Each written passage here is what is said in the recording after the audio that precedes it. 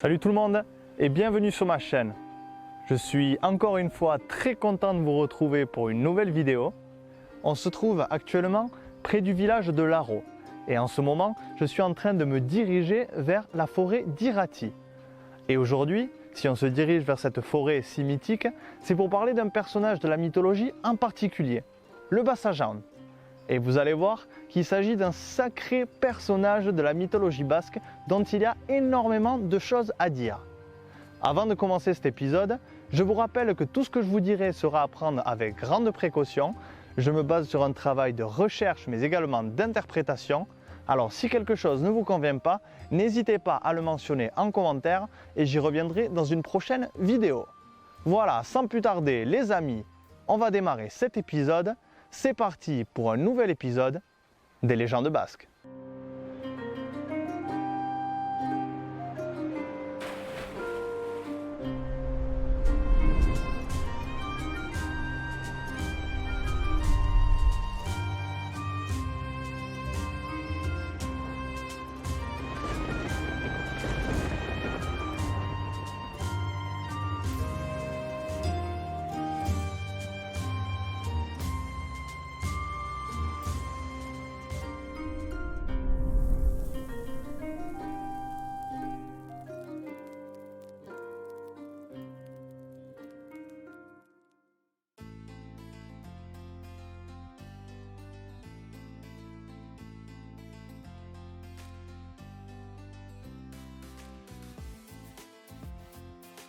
La forêt d'Irati est l'un des lieux les plus emblématiques du Pays basque.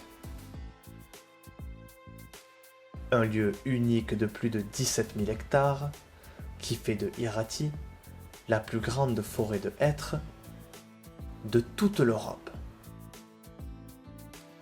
On raconte qu'au sein de ces interminables bois vivrait une créature aussi terrifiante que fascinante.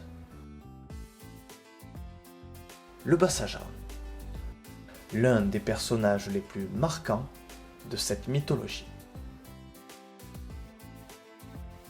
Par son apparence pour commencer, car on le décrit comme un homme de grande taille dont la barbe et les cheveux lui tomberaient jusqu'aux genoux.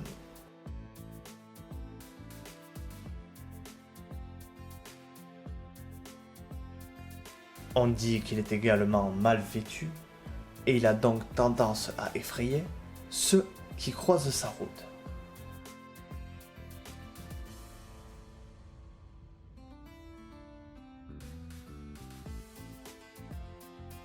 On raconte que le Bassajaun vivrait au fond de ces bois, quelque part au sein de l'immense forêt d'Irati. Par son allure, il possède toutes les caractéristiques physiques d'un homme sauvage, d'un ermite. Ce n'est donc pas un hasard si Bassajaun signifie littéralement en basque le seigneur sauvage. Lorsque l'on regarde les représentations du Bassajaun, on ne peut s'empêcher de penser au Yéti népalais ou encore au Sasquatch canadien. Tous deux de grande taille et possédant une certaine pilosité.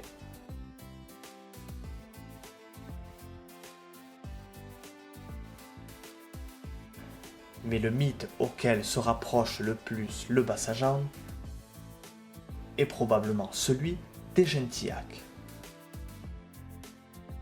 Les Gentiaques, ou les gentils en français, représentent une race de géants. Habitants des Pyrénées au premier temps de notre monde. On les décrit comme des géants constructeurs de dolmens et de mégalithes. Possédant un fort caractère et jetant des pierres sur leurs ennemis. Mais en vérité, le peuple des gentils n'est connu que pour une seule légende, qui existe en fait sous différentes versions. mais qui se nomment toutes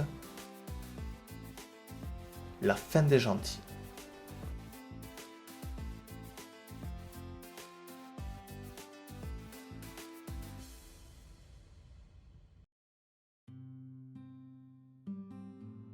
Les Gentiaques vivaient toute l'année dans la montagne parce qu'il y faisait toujours beau.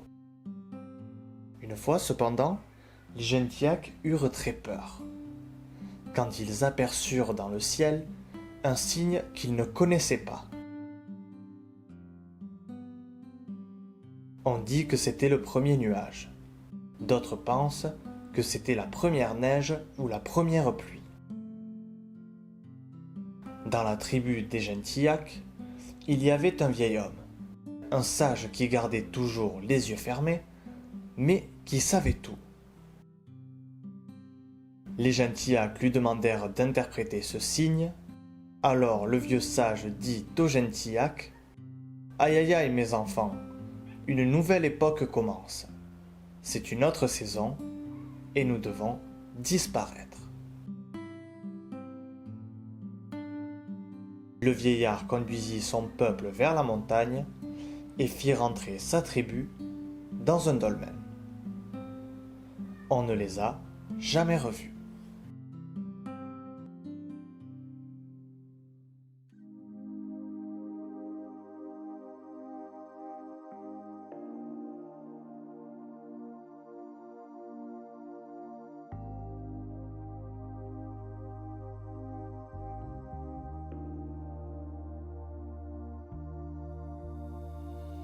Je ne cesse de vous le répéter depuis le début de cette série, l'Église semble avoir joué un rôle crucial dans la perception de cette mythologie et a probablement modifié, voire dénaturé les légendes basques. C'est d'ailleurs là la partie la plus compliquée de mon travail, arriver à faire la différence entre les récits datant de temps très anciens et les récits influencés au cours des siècles par le christianisme.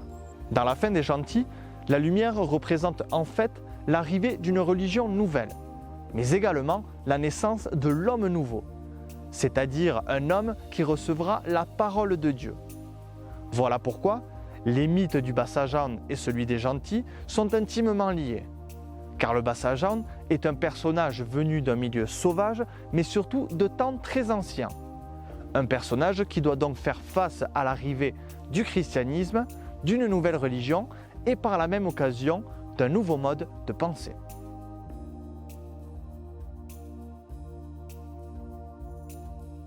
Le Bas-Sajan, par son apparence et ses mœurs, a donc été une cible facile pour le christianisme, qui a de tout temps rejeté le mythe de l'homme sauvage. Cet être en accord avec les forces de la nature et qui reste insensible à la parole de Dieu.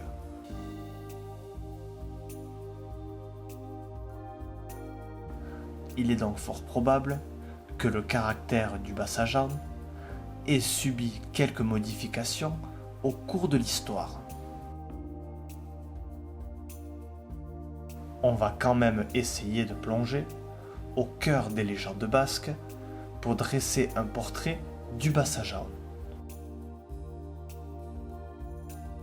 Car sa personnalité est plus ambiguë que vous ne l'imaginez. Bien souvent, le Bas-Sajan est présenté comme un être néfaste pour l'homme. On raconte qu'il apparaît souvent la nuit, aux yeux des bergers, qui ne prennent pas plaisir à le voir. Car on le décrit comme chapardeur, coléreux et même menaçant. Dans Bas-Sajan et les Vachers, le Bas-Sajan entre durant la nuit dans la cabane de 4 vachers afin de leur voler leur nourriture. Dans une autre légende, le Bas-Sajan menace de mort un humain qui croise sa route. Et l'homme est obligé de poser une énigme au Bas-Sajan pour lui échapper. Mais même si Bassajaun reste insensible à la parole de Dieu, il n'en reste pas moins sensible à sa puissance. Comme dans une vieille légende où Bassajaun est obligé d'abdiquer devant le pouvoir de Dieu. Comme vous pouvez le voir, le Bassajaun est un personnage dont il vaut mieux éviter de croiser le chemin. Et les Basques de jadis voyaient en cette créature un être surhumain qui ne peut être vaincu. On trouve cependant dans les légendes basques certains récits qui mentionnent comment se débarrasser du Bassajaun. Et ça n'est pas simple, car pour tuer la créature, il faudra d'abord venir à bout d'Erensuge, le serpent à 7 têtes. Une fois le serpent mort, une colombe en sortira et pondra un œuf. Vous pourrez alors récupérer cet œuf et le lancer sur le Bassajaun. Si par chance cet œuf touche le Bassajaun, la créature s'écroulera morte.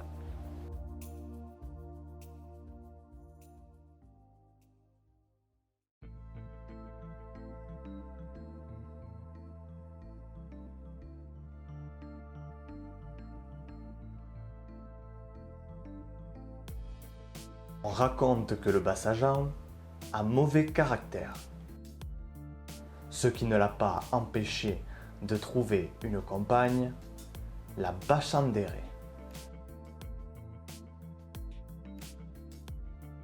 On ne connaît que très peu de choses sur la Bachandéré, si ce n'est que son apparence se rapproche de celle de son compagnon. Et les personnes ayant étudié la mythologie en sont venues à une conclusion. Bassajaun n'est pas le seul de son espèce. Et il existerait en fait des dizaines de seigneurs sauvages, les Bassajaunach.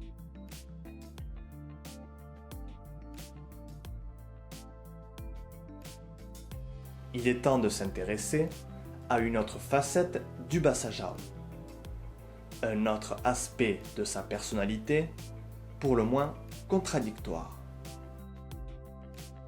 Car le Bassajaun n'est pas vraiment méchant, ou du moins pas totalement. Car dans la mythologie basque, plus qu'ailleurs, l'ambiguïté règne en maître. Et il arrive souvent de trouver un personnage qui soit aussi bon que mauvais.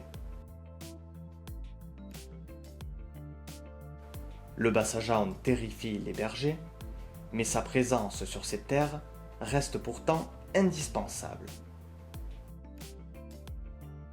Car on raconte que lorsqu'une tempête approche, le Bassajaun crie, afin de prévenir les bergers qu'il est temps de rentrer le troupeau.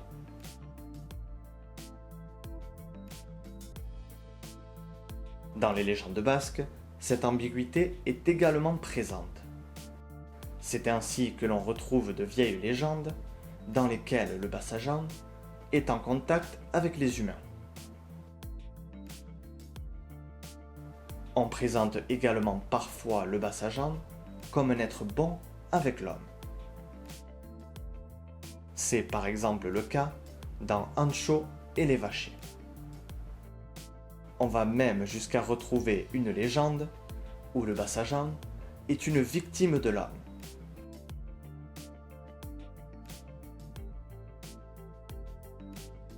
Vous aurez donc compris qu'entre l'ambiguïté des entités basques et l'influence de l'Église, il est particulièrement compliqué de dresser un portrait du Bassajaun. Mais malgré l'influence de l'Église, le Bassajaun semble avoir conservé quelques qualités. Il existe un dernier point à retenir sur le Bassajaun, et c'est probablement le plus important. Car même si cette créature est particulièrement crainte en Pays Basque, elle est également respectée. Car on attribue au Bassajaun un certain nombre de connaissances telles que le secret de l'agriculture. Il est connu pour sa grande connaissance du monde et de son fonctionnement, mais il incarne également le mystère impénétrable des forêts. Un domaine encore totalement mystérieux pour l'homme qui n'a pris possession de la forêt d'Irati qu'au XIXe siècle.